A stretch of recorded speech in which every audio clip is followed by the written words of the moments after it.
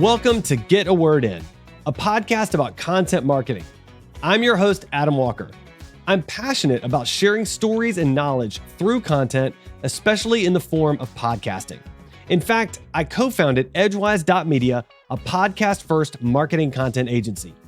On this show, I interview content marketers at some of the top companies in the world and discover what's working for them, what isn't, and most importantly, what's next. So stay tuned and get ready for some great content about content marketing.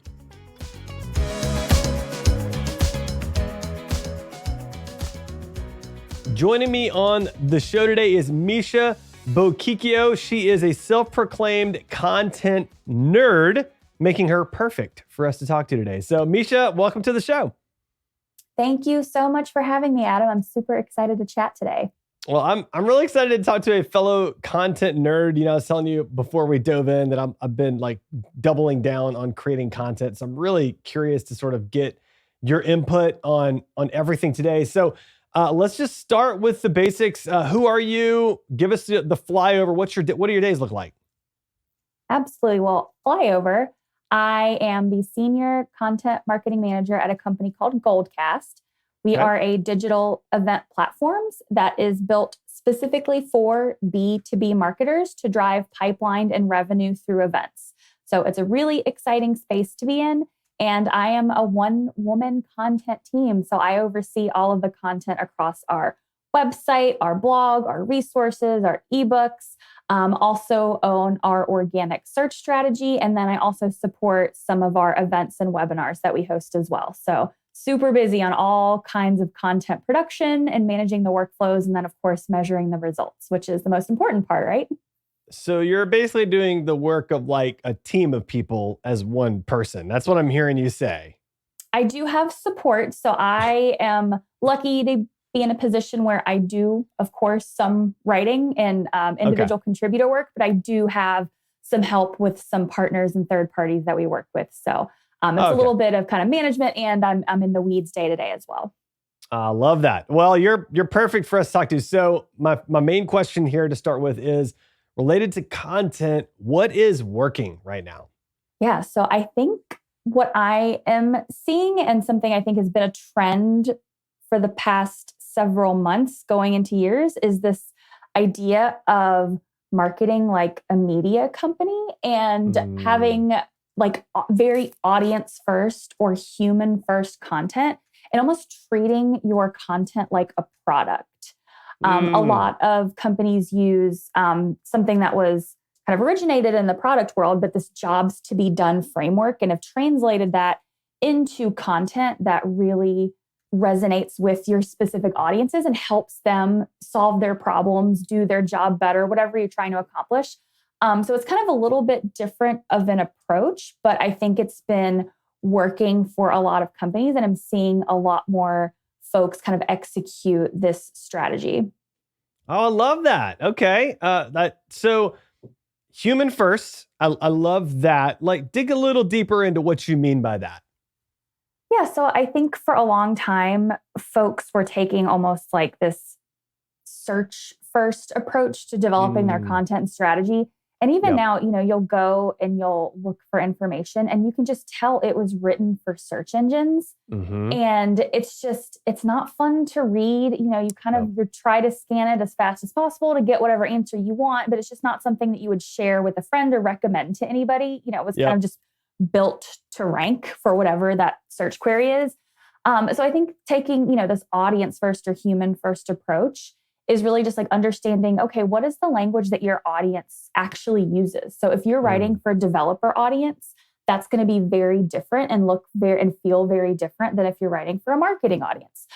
So really understanding like the literal language that your audience uses and matching the tone and the voice and the style, even like the structure of how your content is built and the format you're communicating with them. And it's so much more than just, hey, I'm going to write this blog post and we're going to throw it out into the ether and let it do its thing. You know, it really is understanding, okay, like I'm, you know, in my case, I'm marketing to marketers. So how do they like to be marketed to? You know, they can see through the bullshit super easily, right? So having, you know, understanding how to commune with them, you know, understanding that, hey, they're super busy. a 30-second video might be what they need in this moment. And it's not a 2,000-page blog post.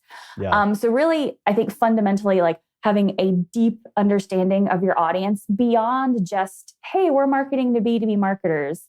Like that's one thing I'm working on is having a really deep understanding and appreciation for like B2B field and event marketers and specifically in their role and empathizing and understand with them. And then also, going a level deeper and having a strong point of view and a unique point of view, having opinions, like, not just pumping out listicles, but having a unique point of view and a different take on things, I think is important. And then again, this idea of like marketing like a media company and distributing your content and really building an audience and a community versus just traffic to your website. I love that concept of like marketing like a media company, because like what it brings to mind for me is kind of like what I see, like for example, like BuzzFeed, right? Like BuzzFeed, like they have one core piece of content, but then they create like all these short videos around it and graphics around it, and they customize them for every single platform they're going out on. But then ultimately they do drive the traffic sort of incrementally back, ideally to the article, right? And so is that kind of what you mean by that? Like think of like a media company? Yeah, so the exact same idea, not just having, instead of 20 different siloed things you're working on across different, goals or areas or whatever it might be, but having like a core piece of content, which in our case, a lot of our core piece of content is events, but it could be, an individual piece of research or something that's like, a new point of view that you're coming out with, or something that's rooted in your product, whatever it is, having this big moment and then cutting it up into all these different additional pieces that you can distribute across different platforms. So it's probably the same amount of work. It might be even a little bit more work, but the results are going to be outsized than working on 20 different things that are moving in 20 different directions. Yeah. No, I love that. I mean, and in all transparency, like that's my whole thing with podcasts is like, I love podcasts as that core piece of content. And then you take that and cut it up into a million different things and push it out there. So I'm very biased towards that. I think it's because I like to talk a lot. That's probably the reason. So related to content, what isn't working? What are you dialing down or shying away from or just eliminating altogether? Yeah, so this might be a little bit of a spicy take. I don't know. I feel like people say that and it's like the most vanilla take ever. But, I think that like the traditional SEO first approach, and I kind of touched on this already, but like, it's just not the right fit for everybody. And I think the amount of effort it takes to move the needle like organically might not be worth the squeeze for everyone. So this is something like I currently work at a very early stage startup. This is something that I'm trying to be very mindful of is, of course, organic search. It's a long game. It's an investment. The payoffs can be very great, but going all in on that, it's such an early stage. It's not a good fit for everyone, right? We don't have the website authority. We don't have the links to our site. We don't have the trust. People don't know who we are. Right. So, I think that that's not something that we're super invested in. Not to say we're not investing in organic search. That's not what I mean. But we know compared to companies like HubSpot, for example, the classic inbound marketing, example, they've built this engine over 10 years. That's just not something that most companies can compete with. So dumping all of your resources into trying to outrank stuff like that, a lot of times you're just going to be spinning your wheels. And really, like, there's so much more competition. Your content has to be more than just a blog post. Maybe HubSpot can rank with just a blog, and that's great. But you're going to have to do video and downloads and assets and pull quotes and research. And it's just such a heavier lift that doesn't tend to scale well. And then, of course, like, the link acquisition piece of it, like it's really hard to do that.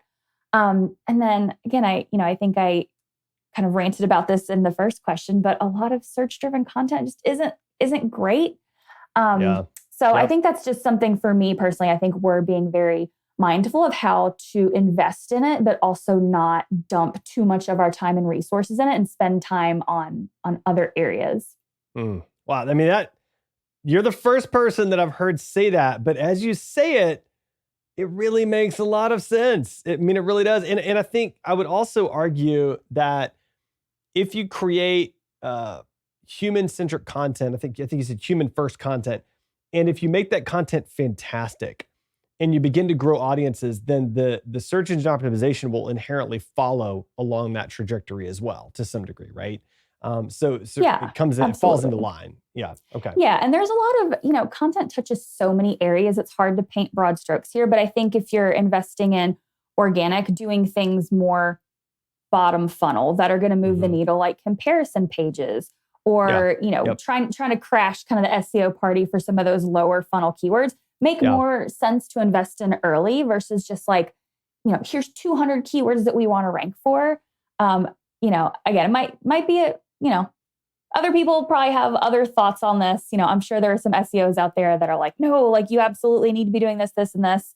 I don't think there's any like right or wrong way to like approach growth. I think for us, it's something, as we continue to grow, it will be more important for us. But right now with, a one-person content team, I'm definitely not dumping all of my time into SEO because I'm like, I don't have time. Yeah, you can't. You just can't. No, I totally get that. Yeah. All right. So moving to the next question. I'm curious about platforms and channels. Where are you seeing content perform particularly well at this moment? Yeah. So I'm going to give the classic marketing answer and say it depends. Right? The marketer's favorite answer. It depends. Yes, it depends. I really think like for everybody, it depends on like, where is your audience? Where do they live?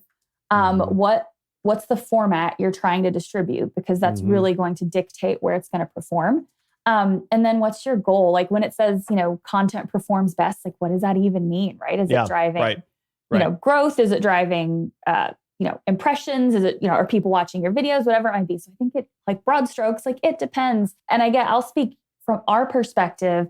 Again, very early stage startup. We're more focused on doing single platforms super well versus spreading ourselves thin, which I don't think is like a radically different strategy than other companies. But for us, like we're a B2B SaaS company. So a lot of our audience spends a lot of time on LinkedIn. So we're doing just a ton of experimenting on LinkedIn with different types of posts, with graphics, carousels, videos, memes, polls, really just trying to see like what works and what's the best way to reach our audience. I think one thing that we have definitely found, and SparkToro had a really good post on this recently, but about zero-click content, like people don't want to click off of these platforms. So really trying to build posts that are concise but catchy, and they hook people and they give them some good nuggets of information, and they can kind of get it all right there. And if they want to learn more about us, great. But our goal, at least moving forward, it's not to drive people from LinkedIn to our website. That's just not how these platforms are going to perform. So just trying to really understand like how, whether it's for us, it's LinkedIn, but if you're on Instagram, if you're on TikTok, whatever it is, finding the formula that works for those particular platforms. I'll say I am not, again, probably hot take, but I'm not on TikTok. I don't know. I don't trust myself with the algorithm, but I keep seeing like more and more B2B marketers like hopping on TikTok. So I'm very curious about how that's going to like evolve. Yeah. Their algorithm is so good. Oh my gosh. I can't tell you how good it is. It's unbelievable. So I don't trust myself with it. But then I'm like, I'm a marketer. I should be there to understand, so. But I think that's one area that I'm curious about. Am I going to recommend we go spin up a TikTok account overnight? Like, absolutely not. But I definitely have my eye on it. And I think the individual creator part of it is interesting too. I've seen a lot of brands, like whether it's on LinkedIn or TikTok or wherever it might be, your company has your own LinkedIn strategy, but then you have your internal thought leaders, and that content honestly does better than the brand's content. So that's like a whole other strategy, I think, for brands that are kind of recognizing that, hey, people want to, again, human first content. They want to learn from other people in this space. So kind of divesting a little bit on the brand side and empowering your internal thought leaders, I think is something that we're seeing that's working. And I would anticipate other folks are noticing as well. So I want to double down, kind of double click in a sense on one thing you said here.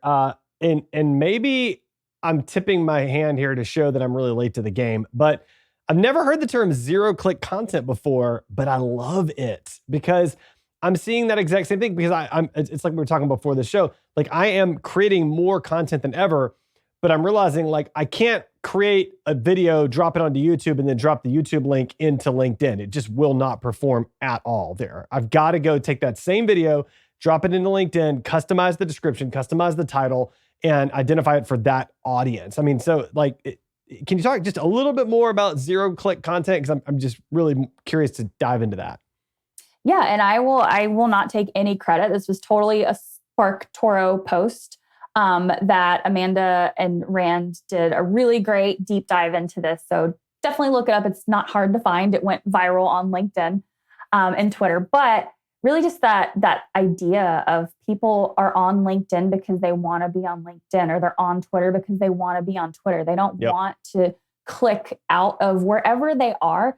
And the platforms recognize that too. They don't want people leaving that environment because they want their audience to stay so they can advertise to them. So it's both what the people want, what your audience wants, and what the platforms are going to reward in terms of the types of content you're putting out there. And I think it's the right way to do it. I think if you have to align your definition of success to match that behavior, right? So if you're on LinkedIn and you're like, hey, we really want to promote our content, and you're measuring website traffic, like referral traffic from social, you're just going about it the wrong way, and you're not going to win that way. But if you're like, hey, we want to focus on producing really great content that lives on LinkedIn, we're going to upload all our videos, we're going to do these really robust, meaty posts and give away a ton of information, and we want to focus on like follower growth and engagement. Those are things that you can accomplish by doing what people, the platforms want and what the people want. I love that. That's so good. All right. So, Misha, last question.